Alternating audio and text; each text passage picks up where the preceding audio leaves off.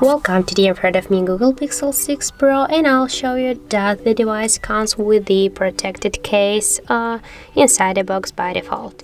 So now I'll just open the box, and here as you can see we got only the adapter, the USB-C cable, that's like a Type-C cable, and the adapter for the USB cables, and here a lot of the paperwork and the SIM tool. And unfortunately I just don't find here the silicone or just protect case for the Pixel 6 Pro, and that's how it looks.